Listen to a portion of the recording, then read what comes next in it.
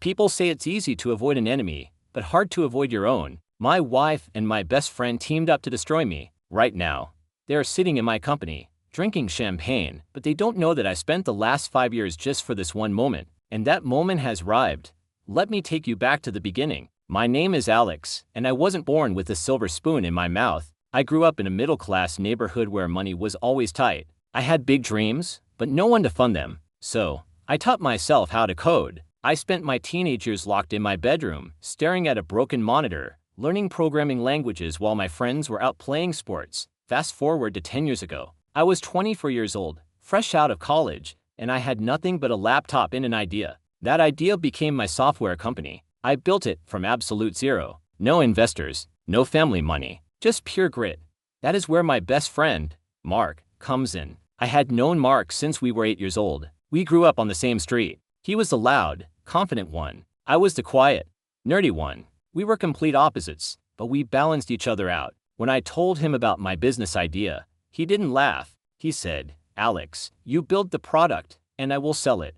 And that is exactly what we did. We started the company in a tiny, dusty garage. It smelled like oil and old cardboard boxes. We had no air conditioning, and the summers were brutal. Mark would go out every day, knocking on doors, pitching our software to anyone who would listen. Meanwhile, I would sit in that sweaty garage for 72 hours straight, drinking stale coffee, fixing bugs, and writing thousands of lines of code. Those early years were hell. There were months where I couldn't pay myself a salary. I lived on instant noodles and water. Mark also took a pay cut. We both believed in the dream. We were brothers, not just business partners. I trusted him with my life. Slowly but surely, our hard work paid off. One big client led to another. We moved out of the garage into a proper office. Then we moved into a skyscraper. Suddenly, we were making millions. We went from the broke kids to the owners of a booming tech empire. I was on top of the world. I had the money, the success, and the respect. But most importantly, I had my best friend by my side.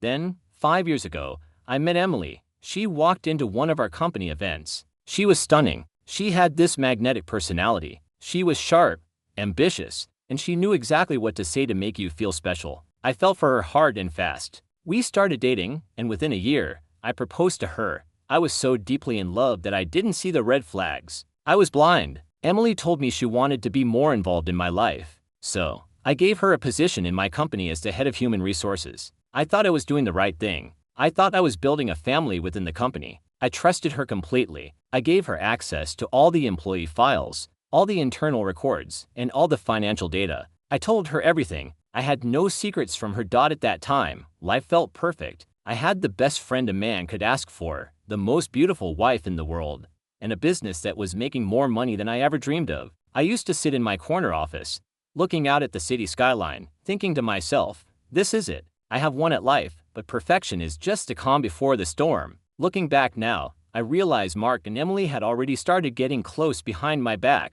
They would have strategy meetings without me. They would go for coffee to discuss company culture. I was so busy building the product, so busy serving the clients, that I didn't notice the snakes slithering around me. Then came the night that changed everything. It was raining heavily. I mean, the kind of rain where you can barely see 5 feet in front of you. I had just finished a crucial client meeting downtown. I was exhausted. I just wanted to get home and sleep. I was driving on the highway when a massive delivery truck ran a red light and smashed into my car head-on. I didn't even see it coming. I just heard the screeching of tires, a loud bang, and then darkness. I woke up for months later, but I didn't wake up in my bedroom. I woke up in a cold, white hospital room. I had tubes coming out of my nose, wires attached to my chest, and a beeping monitor next to my head. The doctors told me I had been in a medically induced coma. My body was broken. I had fractured ribs, internal bleeding, and a severe head injury. I could barely move a finger. The first person I saw when I opened my eyes was Mark, but he wasn't smiling. He looked nervous, anxious, like he had just seen a ghost. Standing behind him was Emily, but she wasn't crying. She wasn't relieved to see me awake. She looked cold. She was holding a thick folder in her hands. Mark walked closer to my bed. He faked a worried smile and said, "Alex, buddy, you're awake. We need to talk. The company. We had to make some serious decisions while you were under." I couldn't speak properly yet. My throat was dry, and my voice was barely a whisper. I just stared at them. I didn't understand what was happening. My mind was still foggy from all the medication. Emily stepped forward. She opened the folder and placed a stack of legal documents on my bed. She looked me straight in the eye and said, "You signed these. We have your signatures and your thumbprints on every single page. We are now the majority shareholders of the company. Mark and I own 80% of it together." My heart stopped. I tried to scream. I tried to reach out and grab those papers. I wanted to tear them apart, but my hands were too weak. I couldn't even lift my arm. I was completely helpless. I kept shaking my head. I knew I couldn't have signed anything. I was in a coma. I was unconscious for months. How could I sign legal contracts? It was impossible. That is when Mark leaned closer to my ear. He whispered the cruelest, most evil truth I have ever heard in my entire life. He said, "Your wife held your thumb and pressed it on the contract papers while you were sleeping, buddy. We did it while the doctors were on their break. It's all legally airtight. There is no way to prove it. You are out. The company is ours now. Just focus on getting better, all right?" They didn't just steal my company. They stabbed me in the heart while I was defenseless. My wife, the woman I loved and trusted with everything, held my unconscious hand and forged my signatures. And my best friend, the man I had known since I was 8 years old, the man who ate noodles with me in that dusty garage, he stood there and watched her do it. He was the mastermind behind the whole plan. They destroyed my life. They didn't just take my money. They took my identity, my purpose, and my dignity. I spent years building that empire with my own sweat and blood, and they snatched it away from me while I was sleeping that night. After the doctors gave me a sedative, I couldn't sleep. I wasn't crying. I wasn't begging them to stay. I was planning. My mind, despite all the trauma, became crystal clear. I realized that crying and screaming would get me nowhere. The legal system was too slow, and they had the forged documents. I looked at the ceiling of that cold hospital room, and I made a silent promise to myself. I promised that I would not rest until I made them both regret the day they decided to betray me. I didn't argue with them. I didn't scream at them. I just looked at Mark and Emily, smiled weakly, and whispered, "Okay, I'll rest. I'm tired." They smiled back, thinking they had won. They held hands right in front of my hospital bed and walked out of the room, probably to celebrate their victory. But they had no idea that in the months I spent in that coma, my subconscious had memorized every single security flaw, every hidden client secret, and every backdoor in the source code of the company I built. I had all the keys, and I had 5 long years to use them against them. They left me in that hospital bed thinking I was completely broken. They thought I would just fade away into obscurity, but they didn't realize that a broken man, a man who has lost everything, is the most dangerous kind of animal on this planet. When you have nothing left to lose, you have everything to gain. It took me 6 long months to recover physically. My bones healed. My wounds closed, but the scar on my heart remained wide open. The day I was discharged from the hospital, I didn't go home. I didn't have a home anymore. Emily had already moved out of our apartment and into a penthouse that Mark had bought for her. Yes. They didn't even hide their relationship anymore. They were living together openly, celebrating their stolen victory. I went to a cheap motel instead, a dirty, run-down place where the walls were yellow and the sheets smelled like cigarettes. I sat on that creaky bed and I made a decision. I wasn't going to fight them in court. Legal battles in this country take 10 to 15 years. They drain your money, your energy, and your sanity. Even if I won, I would be an old man by the time I got my company back. That wasn't good enough for me. I wanted them to suffer. I wanted them to feel the exact same pain I felt when I woke up in that hospital bed. So I disappeared. I cut off all contact with my old friends, my colleagues, and my extended family. To the outside world, Alex was dead. I created a completely new identity. I became a man named David. I grew a thick, unkempt beard. I started wearing cheap glasses with thick frames. I changed the way I walked, the way I talked, and even the way I dressed. I looked like a tired, middle-aged software consultant who had given up on life. Nobody would ever recognize me. I rented a small, dingy basement in a run-down part of the city. It had no windows, no sunlight, and the only furniture was a broken wooden desk and a folding chair. But it had a power outlet and a decent internet connection. That was all I needed. I started working as a freelance coder. I took every small project I could find. I didn't care about the money. I just needed to stay alive and stay hidden. During this entire time, I never stopped watching Mark and Emily. I followed their every move online. I read every business article about my old company. I saw how Mark was slowly destroying it. You see, Mark was a great salesman, but he was a terrible businessman. He didn't understand the technology. He didn't understand the code. He spent all his time partying with clients and buying expensive cars. Meanwhile, the actual tech, The core software that made the company valuable was rotting from the inside. Mark hired cheap outsourcing teams from third-world countries to maintain the software, but those teams didn't care about quality. They just wanted their paychecks. Bugs started piling up. Clients started complaining. The company's reputation began to crack, but Mark was too arrogant to notice. He was too busy celebrating his stolen fortune. Then, one day, I saw my golden opportunity. The government announced a massive multi-million-dollar tender for a smart city surveillance system. It was a huge project. Whoever won this contract would basically own the city's security infrastructure for the next decade. The money was insane. It was the kind of contract that could make a company untouchable. Mark, of course, applied for it. He was desperate to get this contract because it would fix all the financial problems he had created. But there was one huge problem. The contract required a highly complex artificial intelligence algorithm, a special piece of code that could analyze thousands of video feeds simultaneously and detect threats in real time. This was not something a cheap outsourcing team could build. This required a genius-level coder. Mark knew he was in trouble. He started posting desperate messages on LinkedIn and coding forums. He wrote, looking for specialized AI developer, urgent, high pay, but he didn't post it under his own name. He posted it under a fake company name because he was too proud to admit that he couldn't build it himself. That is when I struck. I created a shell company. I called it Novatech Solutions. I hired a lawyer to do all the talking for me. I didn't want Mark to hear my voice. I had my lawyer contact Mark directly. The lawyer said, "My client, Novatech Solutions, specializes in AI algorithms. We can build this complex code for you. We will work as a joint venture partner. You keep the government contract, and we handle the coding. Just sign a standard partnership agreement." Mark was desperate and greedy. He agreed to a meeting immediately. The meeting was arranged at a neutral coffee shop, not my basement. Mark walked in wearing an expensive, tailor-made suit. He looked older now, fatter, and arrogant. He sat down across from me. I was wearing my glasses, my long beard, and a shabby old jacket. Mark looked at me for a second, squinted, and then shrugged. He didn't recognize me. He didn't see Alex.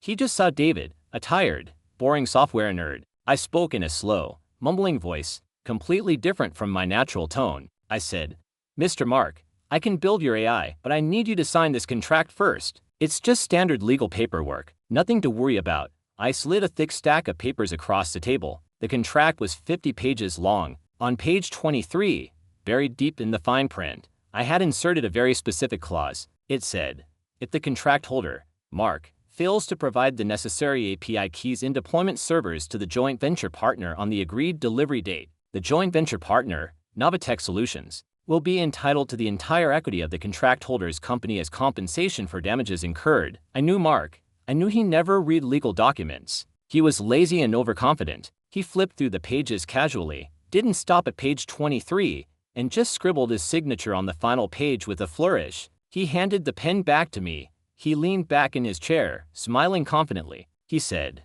"David, my friend, you just made a very smart decision. Partnering with me is the best thing that will ever happen to you. You'll be rich." I shook his hand. I felt his sweaty palm in mine. I looked him straight in the eyes, held his gaze for a second, and smiled calmly. I said to him, "Mark, you just made the biggest mistake of your life."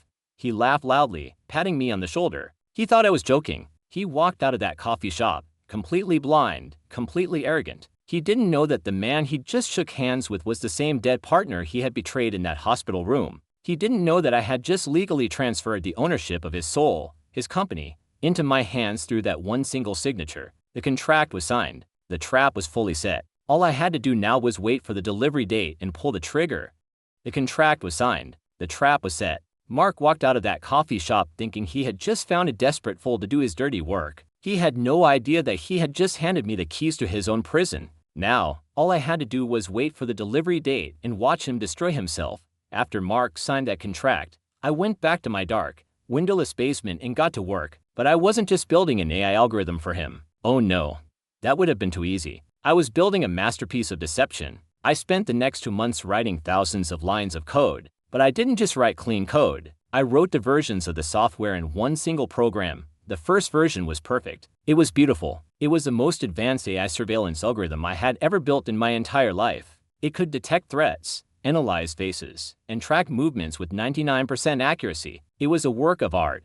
This was the version I would show Mark during our progress meetings. Whenever he came to check on the work, I would run this perfect version, and he would be blown away. He would pat me on the back and say, "David, you are a genius. This is going to make us so much money." But hidden beneath that perfect surface, buried deep inside the code like a sleeping snake, I had planted a secret kill switch, a tiny piece of code that was completely invisible to any normal inspection. This kill switch was designed to do only one thing on the exact day of the government delivery, at the precise moment of upload. It would corrupt the core database and make the entire software unstable. It wouldn't delete everything, but it would create random glitches, enough glitches to make the government fail the quality test. But here is the genius part of my plan. I didn't need the kill switch to actually fail the test, because I knew Mark's personality better than anyone. I knew he was arrogant, I knew he was lazy, and I knew he would never follow the simple instructions I was going to give him. So, I added another condition to the contract, a tiny little clause that said Mark himself had to upload the final build to the government cloud server using his personal government-approved login credentials. It was a security protocol requirement, or so I told him. Mark didn't think twice about it. He just shrugged and said, "Sure, whatever, I'll upload it." Now, you have to understand something about Mark. He had a severe case of what I call rich man syndrome. He was so wealthy and so successful in his own mind that he thought rules didn't apply to him. He never listened to anyone. He never followed instructions. The delivery date arrived. It was a Monday morning. The government officials were waiting for the final upload by 11 a.m. sharp. I had sent Mark the final build 3 days earlier. I had emailed him the login portal link. I had texted him the specific instructions. I even called him the night before and said, "Mark, listen to me very carefully. You must log into the portal yourself and click the upload button. No one else can do it. It has to be you." Mark laughed on the phone. He said, "David, relax. My friend, I've done this 1,000 times. Don't worry about me." The next morning, at 10 a.m., I got a call from Mark. He was at a golf course. I could hear the birds chirping at the sound of golf clubs swinging in the background. He said, "Hey David, I'm busy right now. I'm at a very important client lunch. Just upload the files yourself from my account. I'm sending you my login ID and password. It's no big deal." I pretended to be hesitant. I said, "Mark, the contract clearly states that you have to upload it. I can't do it. It's against the agreement." He got angry. He shouted, "David, I am the boss here. I own this company. Remember? I don't care about the stupid contract. Just do it. I'll deal with the paperwork later." And he hung up on me. I smiled so wide it hurt my face. He had just fallen right into my trap. I did exactly what he asked. I logged into the government portal using his credentials, but I didn't upload the files. I just sat there and waited. The clock ticked. 10:45 a.m., 10:55 a.m., 11 a.m. passed. The delivery deadline was gone. At exactly 11:15 a.m., I received a frantic call from Mark. He was panicking. He shouted, "David, why isn't the software uploaded? The government guys are calling me. They said they didn't receive anything." I replied calmly. I said, "Mark, I did what you asked. I logged in using your credentials, but I'm not authorized to press the final upload button. Only your personal user ID, the one tied to your government clearance, has the authority to execute the final upload." I tried, but the system rejected my login. "The deadline has passed." Mark started screaming on the phone. He was swearing, cursing, and blaming me, but it didn't matter. The damage was done. The very next day, the government sent an official notice to Mark's company. The contract was terminated. The multi-million-dollar deal was gone. But that wasn't even the worst part. The government imposed a massive penalty of $4 million on Mark's company for failing to deliver on time and wasting their time. It was written in the original tender documents. Late delivery meant a huge financial fine. Mark's company was already struggling financially. He had spent all the cash on parties, luxury cars, and a penthouse for Emily. He didn't have $4 million. His board of directors panicked. His investors started demanding answers. The company's stock price collapsed overnight. Mark was drowning. 2 days later, Mark called me, the fake David, again. He was desperate now. His voice was trembling. He said, "David, my friend, I need your help. The government is going to sue me. I'm going to lose everything. I have to pay the penalty or I'll go bankrupt. Please. You have to lend me the money. I'll pay you back. I promise." I replied in a cold, professional voice. I said, "Mark, I don't have $4 million in cash, but I can help you get a loan from a bank. However, banks require collateral. I can give you the loan through my company, Novatech, but I need some form of security. Just give me the shares of your company as collateral. It's just standard banking procedure. Once you pay me back, I'll return the shares."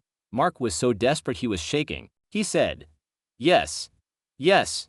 Anything. Just get me the money." He called an emergency board meeting. His board members were so scared of bankruptcy that they agreed to the deal without any hesitation. Mark transferred 100% of the shares of his company to my shell company, Novatech Solutions, as collateral for a $4 million loan. The papers were signed. The shares were legally mine, but Mark still didn't know who he had just given his company to. He was just relieved he had the money to pay the government penalty. That night, I sat in my dark basement. I looked at the share transfer documents on my desk. I had done it. I had legally stolen back my entire company. But this was only half the revenge. They had betrayed me while I was unconscious. They had taken my identity. Now, I wanted them to see my face. I wanted them to look into my eyes and realize the truth. I pulled out my razor, shaved off my long beard, cut my messy hair, and put on my old, expensive suit. The next morning, I was going to walk into Mark's office, into the building I had built with my own hands, and introduce myself to them both. I whispered to myself,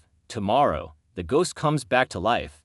For 5 long years, I hid in the shadows. I let them believe I was broken, defeated, and forgotten. I ate dirt while they drank champagne in my building. But tonight, I shaved off my disguise. Tomorrow morning, I am walking into that office, not as David the beggar, but as Alex the ghost. And ghosts don't knock on doors, they walk right through them. I didn't sleep that night, not because I was nervous, but because I was too alive. My heart was pounding, but my mind was absolutely calm. I stood in front of the cracked mirror in my basement apartment and looked at myself for the first time in 5 years. The beard was gone. The messy hair was trimmed. I was wearing my old tailored suit, the one I used to wear when I closed million-dollar deals. It was a little loose on me now. I had lost weight from all the stress and cheap food, but my eyes were sharper than ever. They were the eyes of a predator who had been stalking his prey for half a decade. The next morning, I took a taxi to the skyscraper downtown, the same building I had built from nothing, the same building where I had spent countless sleepless nights coding in my corner office. As I stepped out of the taxi, I looked up at the glass structure. The sun was reflecting off it, making it look like a palace of gold, but I knew the rot that existed inside those walls. I walked through the main entrance. The security guard at the front desk was new. He didn't recognize me. He said, "Sir, can I see your ID?" I looked at him calmly and said, "I am the owner of this building. Step aside." I didn't shout. I didn't threaten. I just spoke with such absolute authority that the guard froze. He didn't know what to do. He just stepped back and let me pass. The elevator ride up to the top floor felt like an eternity. I watched the floor numbers climb. 5, 10, 15, 25. The doors finally opened onto the executive floor. The interior had changed. Everything was gold and marble now. Mark had redecorated the entire space. It looked like a casino, not a tech company. The employees walking around didn't recognize me either. Most of them were new hires. My old team, the people who used to respect me, they had all been fired or replaced by Mark. I walked straight towards the CEO cabin at the end of the hallway. The cabin with the massive glass doors. The cabin that used to be mine. I pushed the doors open without knocking. Inside, Mark was sitting in my old leather chair, leaning back with his feet up on the mahogany desk. He was on the phone, laughing loudly about something, and standing beside him, looking out the window with a glass of champagne in her hand, was Emily, my wife. They both turned to look at me. Mark frowned. He squinted his eyes. He didn't recognize me for a second. He barked, "Who the hell are you?" "Security. Get this guy out of here." I took a slow step forward. I reached into my pocket, pulled out my old glasses, and placed them on the desk in front of him. Then I rubbed my clean-shaven chin and smiled. I said, "Mark, it only took you 5 years to forget the face of the man who gave you everything, the man whose life you stole while he was lying unconscious in a hospital bed." Mark's face went pale. I mean, literally white as a ghost. His jaw dropped open. He dropped the phone on the desk. He stuttered. "Alex. No, that's not possible. Alex is dead. He disappeared." "Who are you?" Emily spun around. She looked at me and her champagne glass slipped from her fingers, shattering on the marble floor into 1,000 tiny pieces. She screamed, "Alex, what are you doing here? How did you get past security?" I ignored her hysterics. I walked closer to the desk. I pulled out a thick, heavy folder from my briefcase, the same briefcase I had used for years. I slammed the folder down on the desk right in front of Mark. The loud bang echoed through the entire cabin. I said, "Mark, do you remember a company called Novatech Solutions? Do you remember a man named David, the tired-looking nerd who built your AI algorithm? The one who lent you $4 million to pay the government penalty?" Mark's eyes widened. He was gasping for air. He started shaking his head in disbelief. No, that can't be true. David was. I cut him off. David was me, Mark. I created that shell company. I grew this beard. I wore those glasses. I spoke in a fake voice. And I made you sign a contract that clearly stated that if you failed to upload the files yourself, my company would take full ownership of yours. Then, I made you transfer all your shares to me as collateral for a loan you could never repay. I opened the folder and spread the legal documents across the desk. I pointed at the signatures. Look at your own signature, Mark. Look at the date. Legally, according to the laws of this country, I am now the 100% owner of this company. I own this building. I own the penthouse you bought with my money. I own every asset, every account, and every employee in this building. You are nothing but a trespasser in my building. Mark stood up so fast that his chair fell backwards and crashed onto the floor. He was breathing heavily, sweating profusely. He looked like a cornered animal. He screamed, "You planned this. For 5 years. You ruined the government deal on purpose." I nodded slowly. I said, "Exactly. I didn't just ruin the deal. I ruined your reputation. I ruined your credit. And now, I am taking back what you stole from me while I was defenseless." Then, I turned to Emily. She was crying now, tears streaming down her perfectly made-up face. She tried to touch my arm. She said, "Alex, please. I still love you. We made a mistake. Let's just forgive and forget, please." I pulled my arm away from her like her touch was poison. I reached into my pocket and pulled out a second document. Divorce papers. I placed them on the desk in front of her. I said, "Emily, you didn't make a mistake. You made a choice. You held my hand conscious and forged my signature on legal documents. I have recorded conversations of Mark admitting to that exact crime. I'm not sending you to jail because that would be too quick. I'm simply asking you to sign these papers and get out of my sight. You have exactly 1 hour to pack your things and leave this building. If you ever step foot in here again, I will press charges and you will rot in prison for fraud and forgery." Emily was sobbing hysterically now, but I felt nothing. No pity, no anger, just cold, absolute satisfaction. Mark, desperate and broken, grabbed my arm. He tried to kneel down in front of me. He begged, "Alex, please. I'm your oldest friend. We grew up together. I'm sorry. We were greedy. I'll do anything. Please. Just don't take everything. Let me keep something." I slapped his hand away like he was a dirty insect. I straightened my tie and looked him straight in the eyes. I said, "You want to do anything? Fine. You will sit in the small, dusty cabin in the corner of this floor. The same cabin I sat in when this company was just a dream in a garage. You will be the doorman. You will answer the phones. And every single morning, you will bring me a cup of black coffee. And every single morning, you will watch me rebuild this company to heights you could never dream of. You will watch me succeed while you remain a nameless, worthless nobody. That is not just my revenge. That is your punishment for the rest of your life." Mark looked at me with tears in his eyes. He knew there was no way out. He had signed everything away. The law was on my side. He was completely and utterly defeated. I walked around the desk. I sat down in my old leather chair. I turned it around to face the beautiful skyline outside the window. I picked up the phone on the desk and dialed the number of a massive client I used to work with before the accident. The client answered. "Hello?" I said. "This is Alex. I'm back, and I'm running this company again. I need you to send all your new projects to me. The old management is gone. I'm in charge now." I didn't look back at Mark or Emily. They were just ghosts. They were nothing. I leaned back in my chair and finally, after 5 long, painful years, I smiled. I whispered to myself, looking out at the city that I had conquered twice in my life. Betrayal can break you. It can destroy your spirit and crush your soul. But if you are smart enough and patient enough, it can also build you into something far greater than you ever were before. The best revenge is not killing the enemy. It's letting them live, watching you succeed, while they drown in the regret of their own decisions.